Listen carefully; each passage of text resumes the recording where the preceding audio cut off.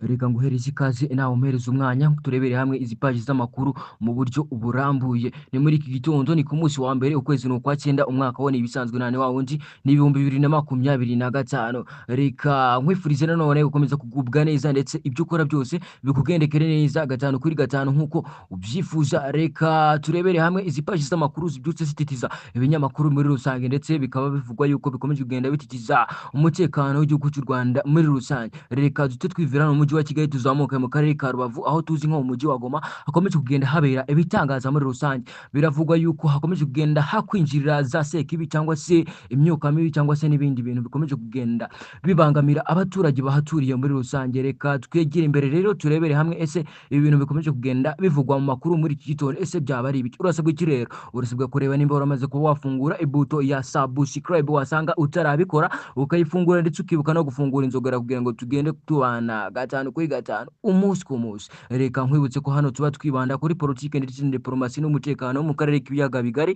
Reka nanone tube tugarutse mu karere ka Musanze nanone, aho bimaze kuba byagaragara ko hakomeje kugenda habera ibitangazo bikomeye cyane, aho ukomeje gusanga ibi twakwita nkaho ari ibiribwa bikomeje kugenda biza byihinduranyije mu masura y'ibindi bintu, cyane cyane amasura y'ibinyabuzima bisanzwe bizwi nko ku izina ry'abantu. Ushobora kwibaza ati ese ibi byo bikomeje kugenda bigaragara mu gihugu cy'u Rwanda byaba ari ibiki? Reka twibaze ese ubundi ibi bintu tugiye kuba twabasesengura urahava ubyumvishe. Reka nkubwire ati hano wahageze niho hanyaho, urahava usobanukiye buri kimwe gatanu kuri gatanu. Reka nkubwire ati ibi bintu ese Excellence Paul Kagame yaje kuba yabivugaho iki? Reka turebere hamwe rero ikintu yaje kuba yabivugaho. Niyo mpamvu ngushishikariza kuba waguma hano kuri Piki Pro ukareba neza nimba waramaze kuba wafungura ibuto ya subscribe wasanga utarabikora.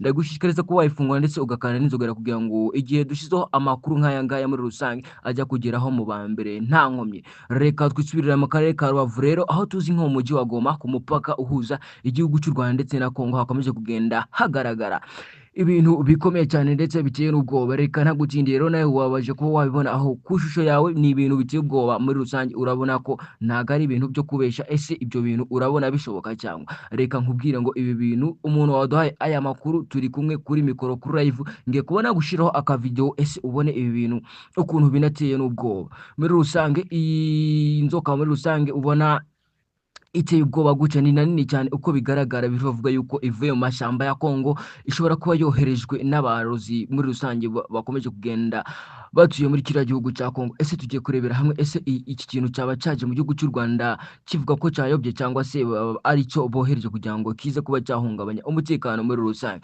Reka nkubwira ni urasabwa kuba wakicara ndetse ugatega amatwi neza cyane amakuru nk'uko tuba tuyagusobanurira gatanu kuri gatanu kugira ngo uve hano usobanukiwe neza gatanu kuri gatanu, kuko biravugwa yuko iki kintu gishobora kuba cyahagararira mu mujyi wa Kigali, akaba ariho kigiye kuba cyateza umutekano muke muri rusange. Ese ubundi ibi bintu byo badi murabona mwebwe bisobanuye iki? Reka nkwifuriza nanone gukomeza kugubwa neza wowe ugeze kuri uyu munsi tukibana ndetse no kuri isogonda.